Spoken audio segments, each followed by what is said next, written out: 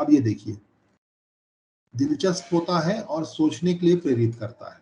ये एक और अच्छे प्रश्न की एक जो है गुण है अच्छे प्रश्न का।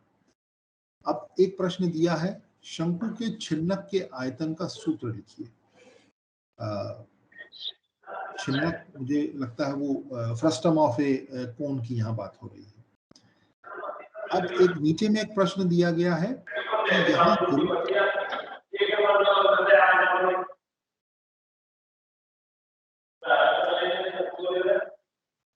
ममता मैडम प्लीज इसको म्यूट कर लीजिए। तो यहाँ ग्रीन हाउस का एक चित्र दिखाया गया है। ग्रीन हाउस बेलनाकार ढांचे के ऊपर एक शंकु आकार के ढांचे से बना है। दोनों ही ढांचे कांच के बने हैं। निम्न में से कौन सा विकल्प ग्रीन हाउस के अंदर की वायु का आयतन बता रहा है? अब ये दो प्रश्न हैं जिसमें एक सीधा सीधा प्रश्न दिया गया है कि शंकु के छिन्नक के आयतन का सूत्र लिखिए, और दूसरा प्रश्न जिसमें एक चित्र बना है उसको थोड़ा सा एक इंटरेस्टिंग वे में उसको एक्सप्लेन किया गया है, और फिर उसके विकल्प दिए गए हैं और उसके बाद हमको उसको हल करना है। तो यहाँ पर हल करके उत्तर निकालना वो अभी हमारा मकसद अभी नहीं है सर। मकसद ये है कि दिलचस्प होता है और सोचने के लिए प्रेरित करता है। तो ये जो दो प्रश्न दिए गए हैं, इनमें से कौन सा प्रश्न ऐसा होगा जो ऊपर जो क्वालिटी दिखी गई है उसको मैच कर रहा है? ये जो है निश्चित रूप से सर नीचे वाला प्रश्न होगा, ग्रीन हाउस वाला। जी जी जी। तो सर वही यहाँ पर चीज है एक सर। मैं आपसे हाँ सर मैं आपसे जानना चाहूंगा, मुझे एक अच्छा प्रश्न मिल गया है, थोड़ा मुझे डाउट है कि शंकु के छिन्नक के आयतन का सूत्र लिखिए। तो मेंसुरेशन के क्वेश्चंस में जब हम किसी सूत्र के बारे में पूछते हैं, जी हेलो जी जी सर प्लीज। हेलो, तो मेरा ये मानना है कि इस प्रश्न में यदि किसी बच्चे ने इसका सूत्र लिख दिया, जो सूत्र होता है πh/3 और जो लिख दिया, उसमें उसको यदि H1 H2 वगैरह बहुत कई बार बच्चे जो ना डिस्क्राइब नहीं करते कि भाई हाइट ये है, रेडियस ऑफ द बेस ये है। तो ये इस क्वेश्चन के बारे में मैं आपके विचार जानना चाहता हूँ, क्या ये इस क्वेश्चन में पूर्णता है या कुछ कमी है? नहीं सर देखिए, प्रश्न तो अगर ऐसा दिया है और बच्चे ने सूत्र सिर्फ लिख दिया और उसने ये एक्सप्लेन नहीं किया है कि H1 क्या है, H2 क्या है। देखिए कई चीजें ऐसी जी हैं जो जैसे अब R होता है, जब नॉर्मली R हम लोग त्रिज्या के लिए लेते हैं सर, ठीक है। जी अब जैसे मान लेते हैं कि अगर हमको कोई ये कहता है कि एक क्या कहते हैं, बेलन का आयतन का सूत्र लिखिए, तो अब मान लीजिए जी बच्चे ने लिख दिया πr²h, एक जी एक वो हो गया सर, ठीक है। लेकिन जब छिन्नक के आयतन के सूत्र की बात आएगी तो यहाँ पर H1 और H2 की जब बात आती है सर, दो अलग अलग हाइट हैं, तो वो जी अगर बच्चा उसको एक्सप्लेन नहीं कर रहा है या उसके साथ में कोई छोटा सा एक रफ में चित्र बना करके नहीं दिखा रहा है, तो मुझे लगता है कि वो थोड़ा सा अपने आप में इनकम्प्लीट मानना चाहिए सर उसको। जी जी जी, बस यही जानना चाह वो रहा था। वो चीज एक्सपेक्टेड है, क्योंकि ये क्लास 10th के बच्चे हैं। क्लास 10th के बच्चों से ये जी एक्सपेक्ट किया जाना चाहिए कि वो उसको बताएं कि भाई H1 H2 क्या है। अगर मान लीजिए चित्र नहीं भी बता रहे हैं तो वो एक्सप्लेन कर पा जी रहे हैं क्या कि H1 क्या है या H2 क्या है। तो वो अगर होता है तो वो मुझे लगता है ज्यादा सटीक उसका आंसर होगा सर, ठीक है। जी तो सर, ये थैंक यू सर। मेरे विचार से ओके। तो ये एक दिलचस्प और सोचने के लिए प्रेरित करने वाली बात है सर। नेक्स्ट स्लाइड में चलते हैं। चलिए, जो अपेक्षित है वह जांच करता है ना। तो अब यहाँ पर भी दो प्रश्नों का जो है वो तुलनात्मक रूप से ये किया गया है कि जो उद्देश्य है इसका, वस्तुओं के बीच संबंधों की पहचान करने के लिए विद्यार्थियों के अनुपात की समझ का परीक्षण करना। तो यहाँ पर ये जो कुछ चीजें हैं, जो पहला प्रश्न अगर आप देखेंगे और दूसरा प्रश्न अगर देखेंगे, तो पहला प्रश्न थोड़ा सा डायरेक्ट लगता है अगर आप इसको पढ़ेंगे। और जो दूसरा प्रश्न है उसमें बच्चे के लिए थोड़ी सी सोचने की एक जो है बच्चे को सोचना पड़ेगा इसमें कि जो आपके जो विकल्प हैं वो विकल्प और जो प्रश्न दिया गया है दोनों को मैच करने के लिए बच्चे को थोड़ा सा सोचना पड़ेगा और वहां पर बच्चे को सीधा सीधा जो एक कहना चाहिए कि जो कुछ प्रोसेस है उस प्रोसेस के अंदर में जा करके वो आंसर निकाल सकता है पहले वाले में। तो वो ये भी एक अच्छा कहना चाहिए पैरामीटर है हमारे लिए एक अच्छे प्रश्न को जांचने का। ठीक है jewel jewel hello Yes, sir. Yes, sir. We have 12 minutes now for Yes, yes. okay. Next slide.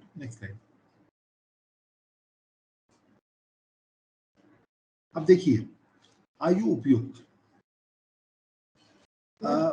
आयु उपयुक्त में अब देखिए ये पूछा गया है कि ये 2 प्रश्न हैं और 2 प्रश्न में कक्षा 10 के लिए कौन सा प्रश्न अधिक उपयुक्त है।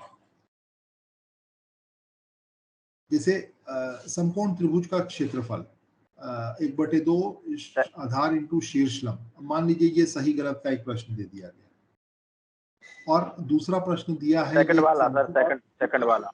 हाँ, तो ये इस तरीके के प्रश्नों को अपने को देखना होगा कि हम ऐसे कोई प्रश्न तो नहीं दे रहे हैं जो कि बच्चों के लिए बहुत ही ज्यादा सरल हो रहे हैं या बहुत ज्यादा कठिन हो रहे हैं। देखिए दोनों बातें हैं। आप क्लास 10th के बच्चों से कुछ ऐसे भी प्रश्न नहीं पूछ सकते जिसमें कि कैलकुलस का यूज करने की जरूरत पड़ रही है। तो वो उनके स्तर के अनुरूप भी होना चाहिए, आयु उपयुक्त होना चाहिए और उनके जो लर्निंग आउटकम्स हैं उनसे मैच होने चाहिए। तो ये थोड़ा सा ध्यान रखना, ये भी अच्छे प्रश्न की जो है वो क्वालिटी की बात होगी। Okay next. हाँ, भाषा ये बहुत महत्वपूर्ण है। भाषा बहुत उपयुक्त होनी चाहिए, सरल सीधी भाषा और बच्चों को समझ में आने वाली भाषा।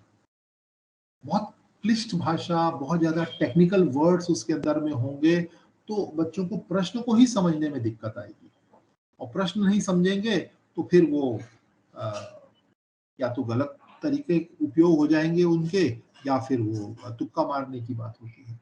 तो आप इसमें देख सकते हैं ये प्रश्न में एक सिंपल सी लैंग्वेज जो है वो यूज की गई है और उसके बाद में आप जो है इसका उपयोग जो है वो बच्चे के साथ में यहाँ कर सकते हैं।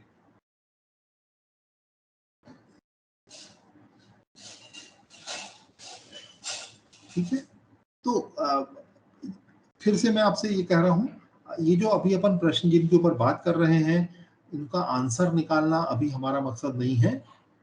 अच्छे प्रश्नों के जो गुण जो हम लोग ऑलरेडी एक बार देख चुके हैं पहले, उनको हम लोग रिवाइज कर रहे हैं ताकि कल आप लोग जो है अपने सेशन में इनका उपयोग कर सकें इन चीजों का।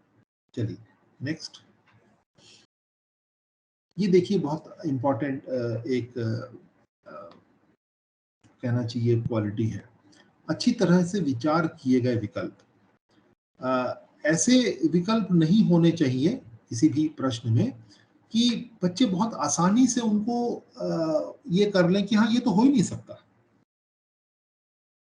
मतलब कि जो एलिमिनेशन वाला जो पार्ट है कि भाई 4 में से एक ऑप्शन सही है और 3 ऑप्शन बड़े ऑब्वियसली अगर बच्चा रिजेक्ट कर देगा तो उसको आंसर पता चल जाएगा कि क्या आंसर है।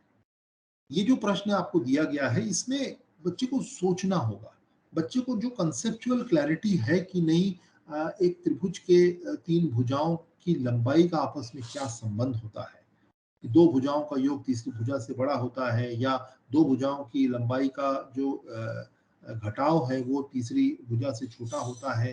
ये चीज अगर बच्चा नहीं जानता है, नहीं समझता है तो इस प्रश्न को वो हल नहीं कर पाएगा। उसको करना पड़ेगा, देखना पड़ेगा कि किस चीज में जाकर के मेरा जो है ये कंसेप्ट जो है वो उसमें बन रहा है। तो वो चाहे वो किसी भी टॉपिक से लिया गया हो, अंक गणित का हो, बीज गणित का हो, ज्योमेट्री का हो, मेंसुरेशन का हो, स्टैटिस्टिक्स का हो, जो विकल्प हो वो विकल्प जो हैं वो हमारे बड़े स्ट्रांग होने चाहिए और बच्चे को ये मौका मिलना चाहिए कि वो उसका उपयोग करके देखें कि मुझे सही आंसर तक पहुंचना है, तो मुझे सीधा सीधा डायरेक्ट मुझे कोई इंडिकेशन नहीं मिल रहा है, मुझे उसके ऊपर काम करने की जरूरत। ठीक है, नेक्स्ट। स्पष्ट और बिना गलती के। देखिए ये प्रश्न दिया है, इसमें एक गलती है। अगर आप इस प्रश्न को देखेंगे कि एक बर्तन की बात की गई है जिसमें कुछ कंचे रखे गए हैं, एम में आधे काले लाल हैं और एन में केवल लाल कंचे हैं। मतलब आप देखिए कि वो लाल कंचों की यहाँ बात की गई है, लेकिन जो प्रश्न पूछ दिया गया नीचे यहाँ पर कि कम से कम एक नीला कंचे होने की प्रायिकता क्या है, आप प्रश्न में देखेंगे कहीं भी नीला है ही नहीं। तो ये कई बार मिस्टेक हो जाती है इस तरीके के प्रश्न जब बनते हैं। तो जो प्रश्न है वो एकदम क्लैरिटी के साथ में ये हो, भाषा उनमें स्पष्टता और कोई गलती जो है वो ना हो प्रश्नों, ताकि बच्चे जो है उसके ऊपर अच्छे तरीके से काम कर सकें।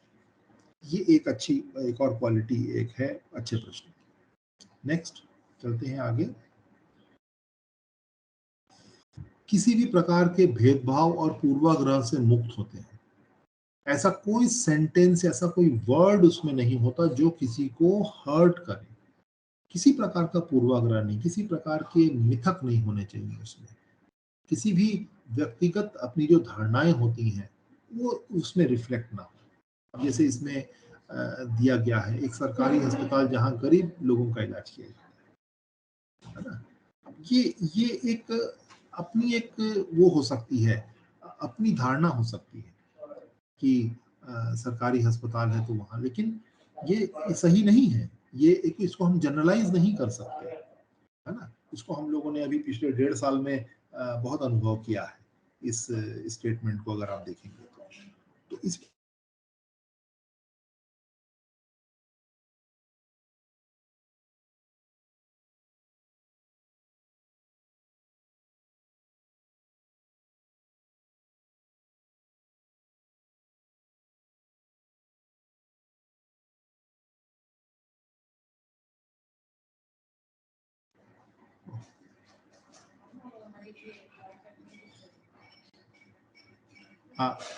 Joel next slide.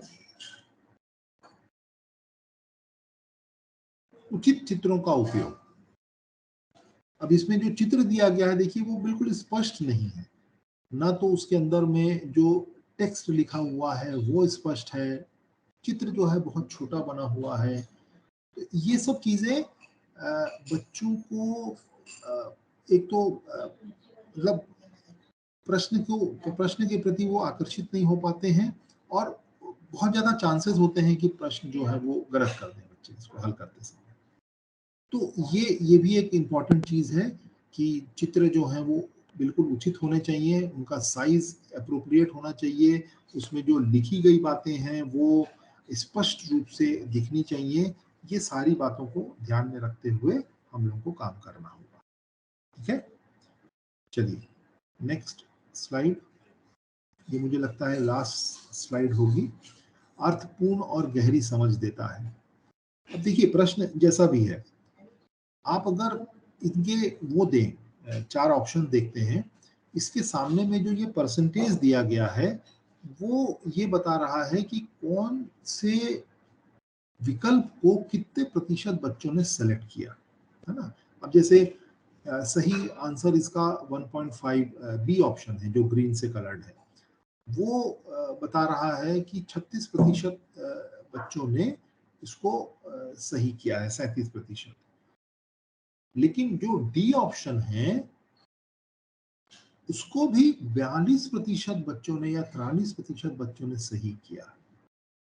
ये क्या दिखा रहा है कि ये जो प्रश्न है इसकी जो अवधारणा है त्रिभुज का क्षेत्रफल निकालना, 3 शीर्ष के निर्देशांक अगर दिए हैं, उसके आधार पर त्रिभुज का क्षेत्रफल निकालने का जो कंसेप्ट है, उस कंसेप्ट में करीब 43% बच्चों में कुछ तो भी प्रॉब्लम है, वो नहीं निकाल पा रहे।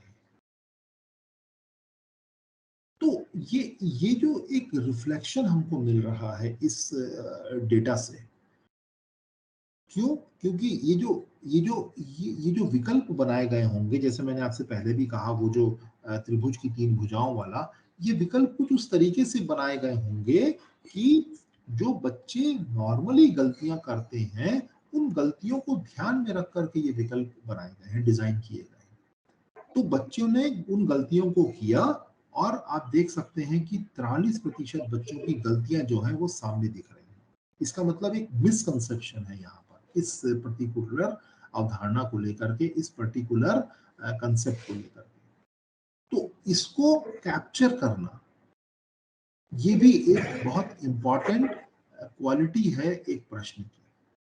इसको हम कैप्चर करेंगे तभी हम जाकर के क्लास में फिर से इसको एड्रेस कर सकते हैं कि अब बच्चों ठीक है, इसमें ये जो गलतियां हैं हम उनको अब ठीक करना है इस कंसेप्ट।